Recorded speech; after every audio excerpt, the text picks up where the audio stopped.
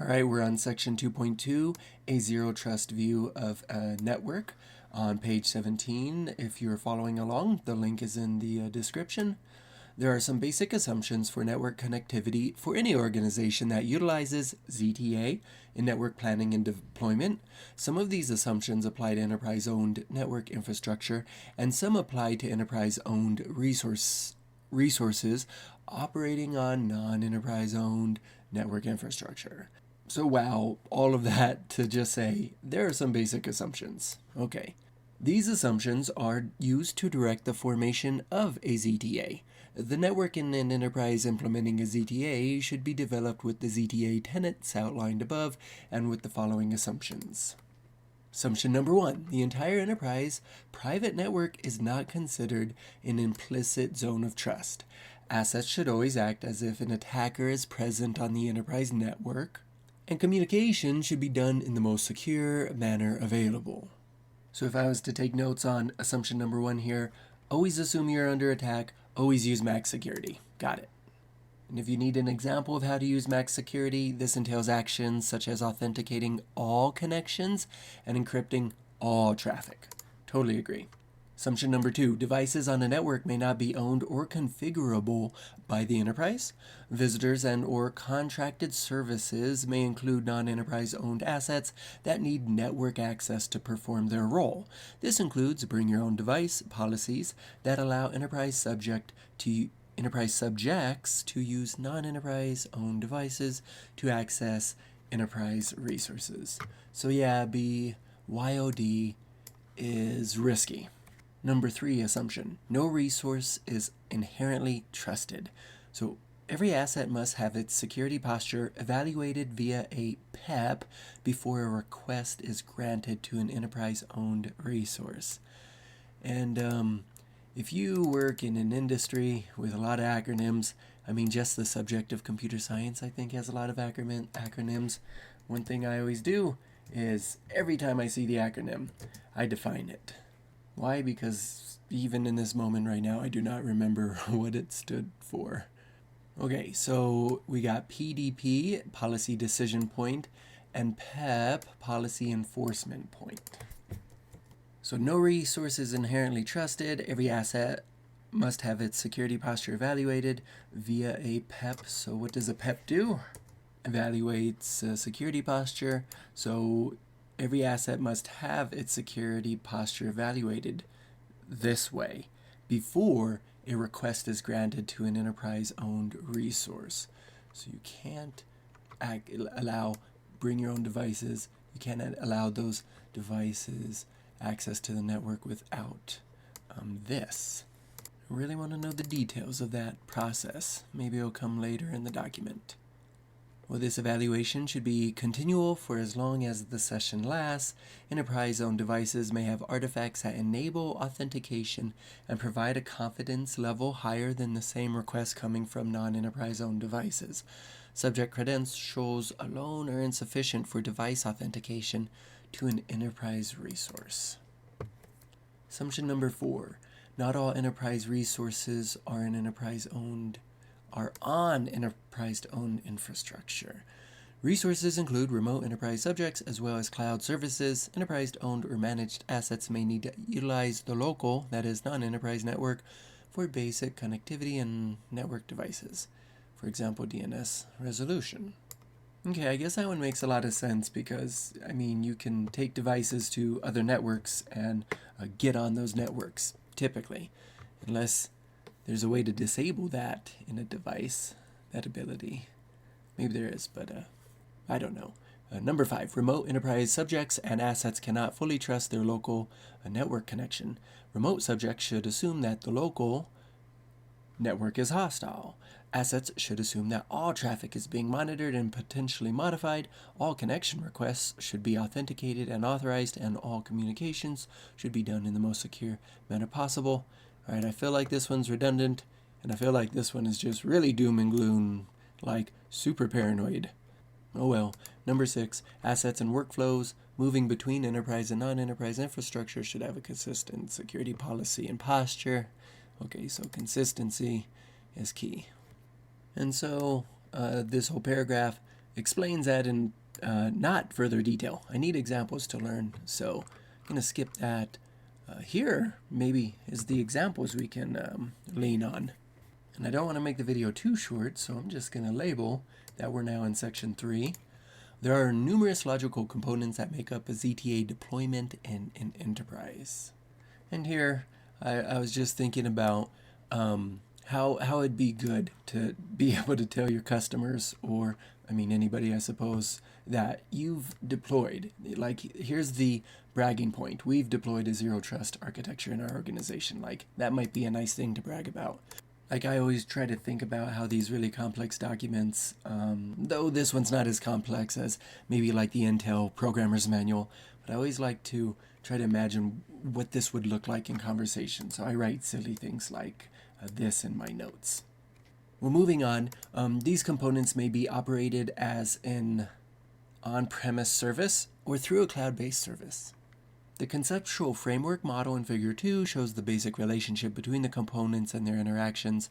Note that this is an ideal model showing logical components and their interactions. From Figure 1, the policy decision point is broken down into two logical components, the policy engine and the policy administrator. The ZTA logical components use a separate control plane to communicate, while application data is communicated on a data plane. So there that is in our image. We got control plane here. I see the policy engine, policy administrator here. This is the PDP, and then down here the data plane. And these boxes on the outside are almost like a checklist to go through, I suppose, for what is your organization doing for security. Okay, so let's talk about the components. PE, this component is responsible for the ultimate decision to grant access to a resource for a given subject. The PE uses, before starting this sentence, I see that, right? We see the arrows where they're going. Now the arrow goes up here to the PDP and then back down. So the PE uses enterprise policy as well as input from external sources. Here's our example. That's everything on the left-hand side. So these are the inputs going into a trust algorithm, which is all used. How does the algorithm work? The output is either granting, denying, or revoking access to the resource. That last one is interesting. Something might happen over here where the algorithm decides that you were once trusted, but because of something here, now you're not. And after some research, I think what CDM stands for in this context would be continuous diagnostics and mitigation. They have a video here on the CISA website you could watch.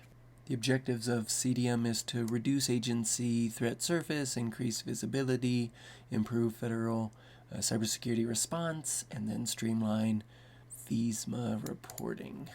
And so the part that we're concerned with, the inputs that is, apparently with a CDM system, there are sensors deployed, and these sensors perform ongoing automated search for known cyber flaws. And then the results from those sensors feed into an agency dashboard that produces reports and alert network managers. Maybe so these alerts are the input. But I think to summarize, it's all about sensors. And I don't know anything else. I imagine that'd be a separate video of how those sensors work, what's feeding these sensors. But okay, there we go. What inputs go into a trust algorithm? You could have a CDM inputs, industry compliance, threat intelligence, activity logs. If you want to know more about threat intelligence, I have videos on that. And then activity logs. That's like such an obvious one you could use as inputs in this system. And just to be thorough, I asked the question, what are the outputs? So we got the PE is paired with the policy administrator component. The policy engine makes and logs the decision as approved or denied. What a weak engine, right? Its only job is to log the decision. So with approved or denied being there, we're looking at a two-stroke engine. But the policy administrator is the actual executioner of the decision. So here's policy administrator. This component is responsible for establishing and or shutting down the communication path between a subject and a resource via commands to relevant PEs. PEPs, it would generate any session-specific authentication and authentication token or credential used by a client to access an enterprise resource. It is closely tied to the PE and relies on its decision to ultimately allow or deny access. I feel like this is kind of redundant to that part. Well, if the session is authorized and the request authenticated, the PA configures the PEP to allow the session to start. If the session is denied, or a previous approval is countermanded, the PA signals to the PEP to shut down the connection. Some implementations may treat the PE and PA as a single service. Here it is divided into its two logical components. The PA communicates with the PEP when creating the communication path, and the communication is done via the control plane. Okay, so the question is, what two components can go into a single service? Answer, policy administrator and policy engine. Bonus, what is each of these doing? Of course, I covered that. So here we go, moving on. The important part is right here. After everything's all good, the PA configures the PEP to allow the session to start. If the session is denied or previous approval is countermanded, the PA signals to the PEP to shut down the connection. So that's just the verbose version of my answer there. Now, more information on policy enforcement. This system is responsible for enabling, monitoring, and eventually terminating connections between a subject and an enterprise resource. The PEP communicates with the PA to forward requests and or receive policy updates from the PA. This is a single logical component in ZTA, but may be broken into two different components. We got the client and resource side. Or we could be talking about a single portal component that acts as a gatekeeper for communication paths. Beyond the PEP is the trust zone. You can see section 2, hosting the enterprise resource. And actually, let's stop the video there. I know it's a little choppy because we jumped to, well, didn't jump, but we also covered the beginning of section 3, which is essentially, if I went up here, an intro to the components. There we go. So my notes look better. So with that, I'll stop, and in part 4, we're going to go over details of the components.